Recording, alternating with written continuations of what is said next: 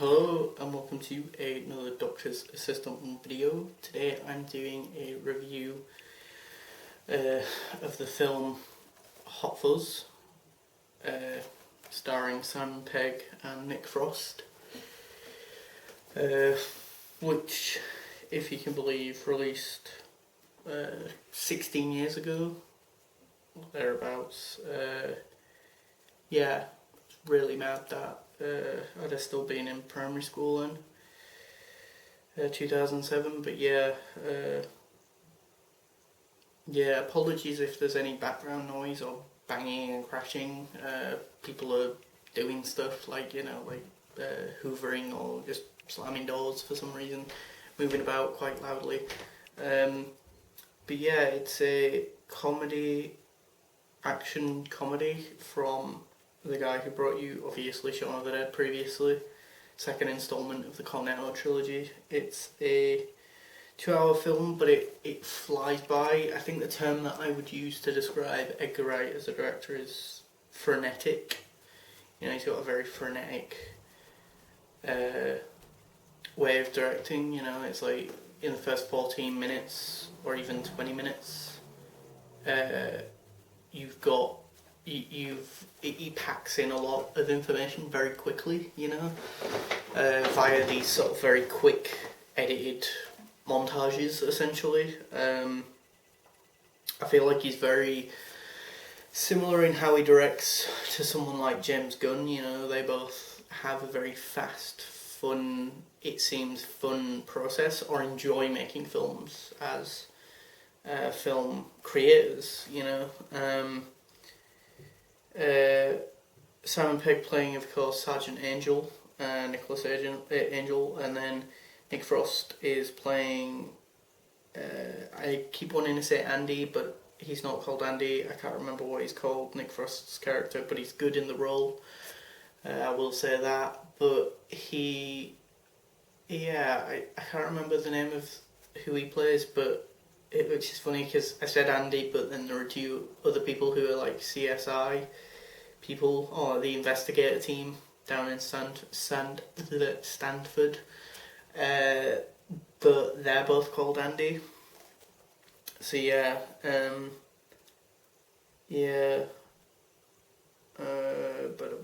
what else? It's the second one in the Cornetto trilogy. It's kind of based off Edgar Wright's own personal life, in so much as he grew up in the countryside of England, in a very boring, nowhere sort of place, you know. So no one around him really liked sort of Star Wars, Star Trek, Doctor Who, you know, the sci-fi stuff, as well as action movies or like big blockbuster movies. No one was like really into those, or like maybe there was a youth or two that did, but everyone else not so much. And that, generally speaking. It's also got, what's his name now? The guy who plays James Bond.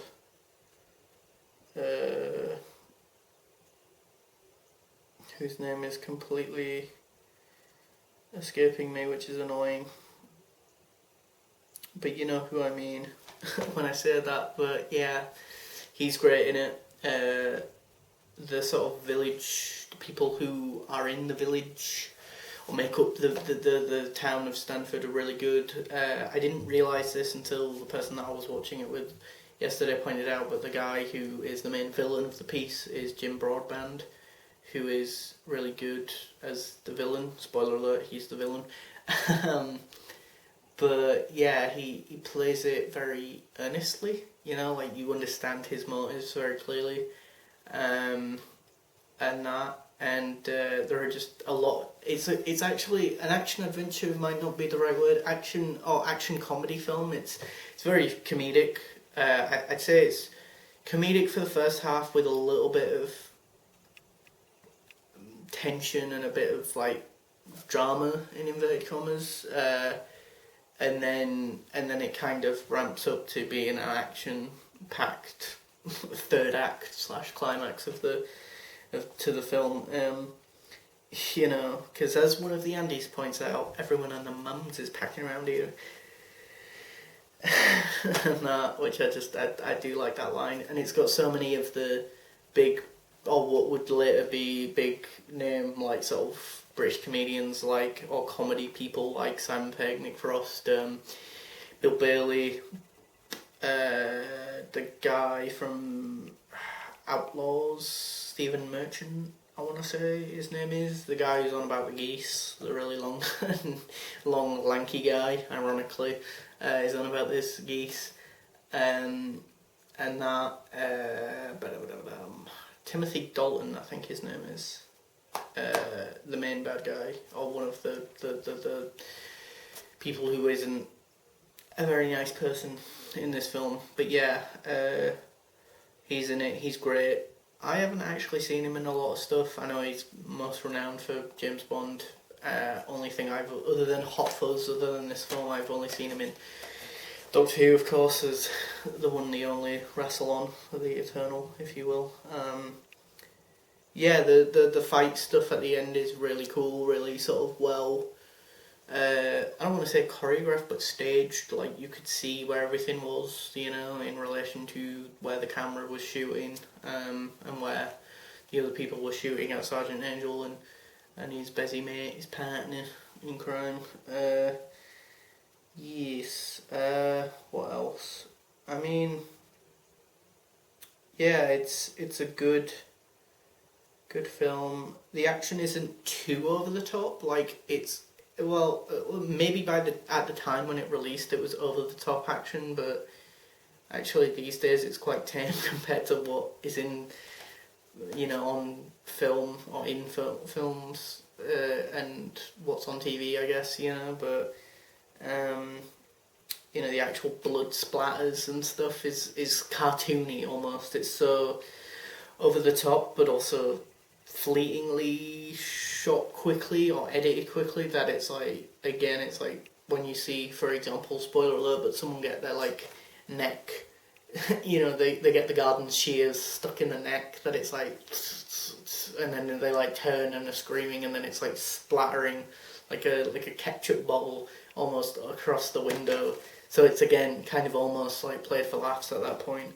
David Bradley is in this, who, of course, Doctor Who fans will know him from playing the First Doctor, or Bill Hartnell playing the First Doctor in An Adventure in Space and Time, and later, subsequently, the actual First Doctor in Twice Upon a Time and Big Finish audios. But he's great in this as well. The person that I was watching this with made the valid point that David Bradley just always looks old, no matter what he's in, which is kind of funny. Decent soundtrack, you know, nice sort of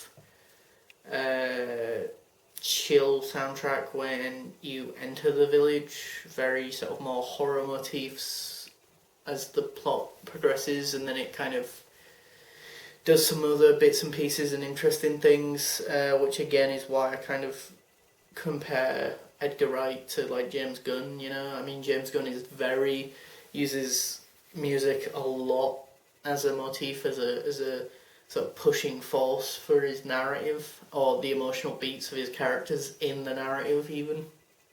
Whereas maybe Edgar Wright uses it a bit less in that sense, but they still both play with music as a means to progress the narrative and get things across in an audio way, as opposed to just visually, or just relying on the visual medium of film.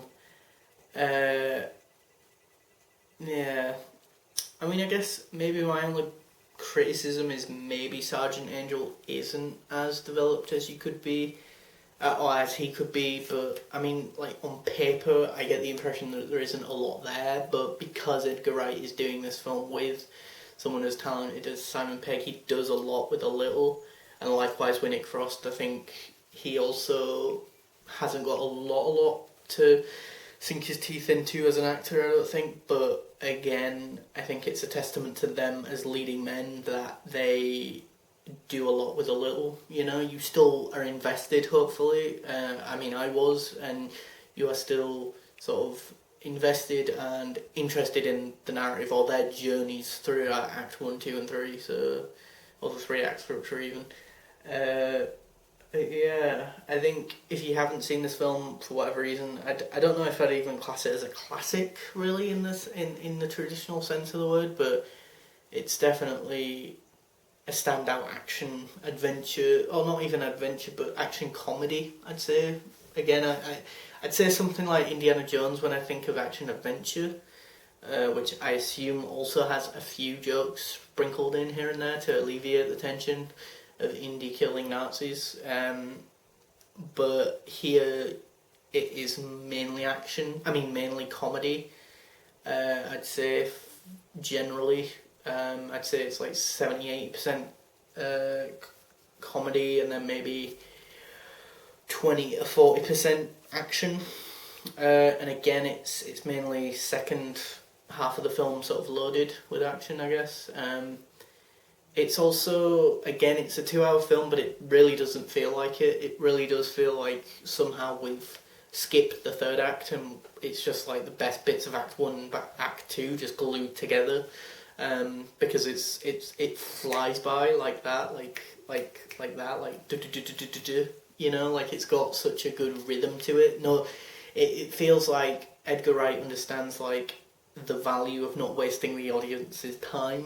So, or at least in this film he does, and maybe even in Shaun of the Dead. I don't really want to speak too much of his later work because one day maybe I'll do more, for lack of a better term, in-depth reviews here on the channel about those things. But and then it'd be nice to know if he still does that, or if he has evolved into taking steps back as a director, if he still is progressing in a good way forward, or is he has modern cinema influenced him down a certain path which I don't like as a viewer personally, or whatever. I don't know, because I haven't really seen a lot of his more modern, more recent work. I've seen all of the Cornetto trilogy, but beyond that, I don't think I've watched The Thing with Matt Smith last night in Soho. I never got around to that, and I feel like that had mixed reviews.